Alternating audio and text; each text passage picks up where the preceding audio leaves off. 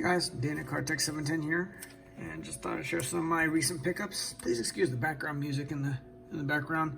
We actually got a new puppy, and right now it's our crate time, so I usually play the music to kind of tone her down and so I could put her to bed for a little bit. So I'll start off with the 2014 Lionel Messi World Cup. I actually had this in a 9. I sent it to PSA, but prices on these are way down, so I got it for like $390. And next summer's the World Cup, so I kind of thought it was an easy card to pick up at $390. The 2005 Upper Deck Alexander Ovechkin rookie class.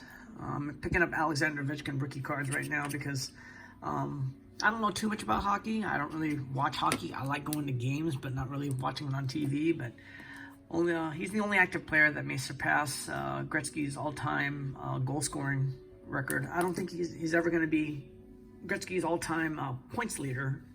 That record is basically untouchable. I mean, no one's even close. But at least for active players, and when it's all said and done, Ovechkin could very well be the second leading goal scorer of all time.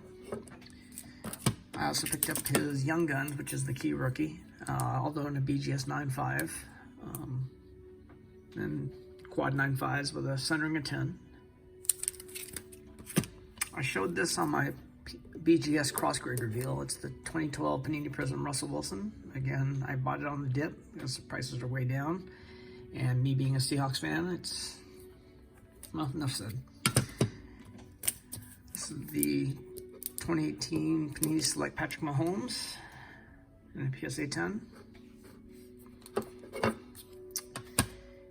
And this is the 2020 Topps Chrome Lewis Hamilton, my first Formula One card.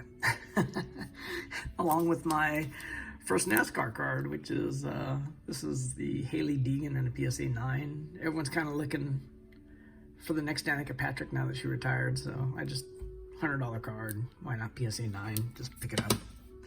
Just a hot chick in a car.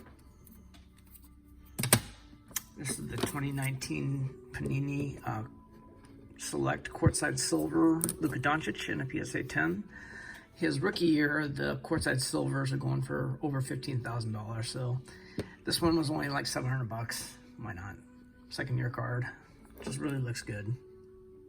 I had the Tom Brady Panini Select 2018. It looks a lot like this, where they had like the swirls. And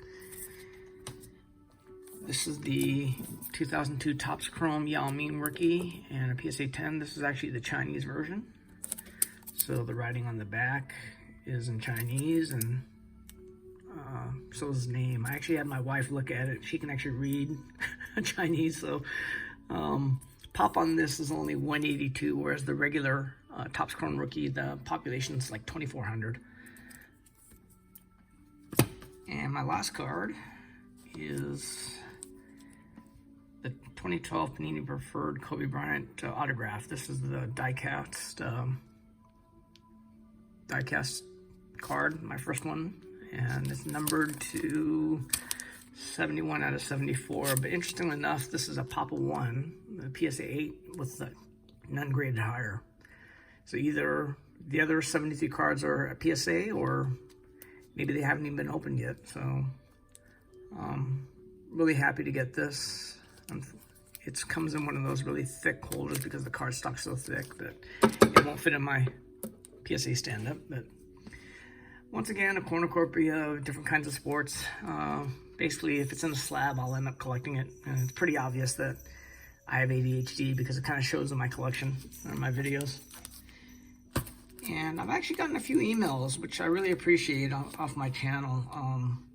I've gotten a few emails asking me, during this dip, am I still buying cards, or am I staying away? My videos aren't really coming out that frequently, but obviously I'm still buying cards, even though as a whole, the whole card market is down. And, what do I think about the current modern card market? I think a correction, like whether stocks, cards, precious metals, or, even like coins, I think corrections like this are actually a good thing, because it gives us, people that buy cards and collectibles like that, gives us a buying opportunity to buy them on the dip. Whether or not they go back to their other prices, no one really knows, but I'm fortunate because I've actually had experience with money in like other asset corrections, like in stocks and things like that. So the recent card price in 2020 during the pandemic and until February of 2020 of this year really wasn't sustainable. I mean, the prices just went ridiculous. I mean, a lot of it was due to like new collectors in the hobby, like, you know, since there was no sports, the sports bettors and like the fantasy baseball and football players had to put their money in something. And because we were all quarantined at home, and they were still pumping money into the economy with the stimuluses, they had to spend their money on something. So now that we're kind of opening back up and people are looking forward to travel again, you know, you got to take the ebbs and the flows, and no one can really ever time the market. So if you can profit from these wild swings and buy during the downturns and not panic, I think you're doing pretty well. And they asked, am I an investor or am I a collector? I actually do both. I buy cards hoping to sell them down the line so I could buy yet even more cards or other collectibles, but I have certain cards that I just want to keep in my collection, this being one of them, you know. For me, I really just want to have fun, and I decide on whether to sell the cards or not, whether I take them out of my collection and look at them, or when the luster falls off the rose and I don't look at them anymore, I just figure it's time to sell. Usually I come out okay. I usually sell for a profit, but I'm willing to actually take a loss too when I think that the funds I can get from that particular card can be used on something with more upside. When it comes to modern, you know, modern cards, I'm actually gonna recommend a little differently than I would people that collect vintage. In this case, in modern, you definitely want to buy the grade and not just the card, because you're better off spending the money up front and go for a PSA 10 if at all possible, because the times I've settled for like getting a PSA 9 just because I want a copy of a card that's hot and going up, the price of the 9s just kind of appreciates sort of like as an after effect.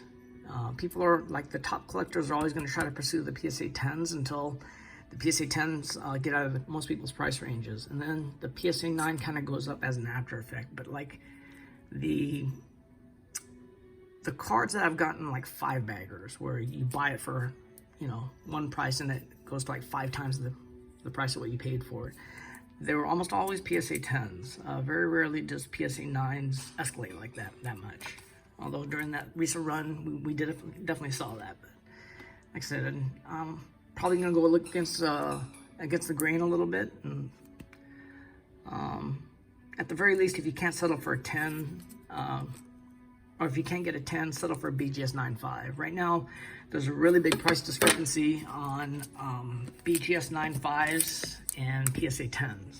And hopefully, because PSA is not taking any more submissions, I was hoping the gap would be closed, but now BGS isn't taking any submissions anymore, so I don't know. Maybe it'll correct itself and close the gap, who knows.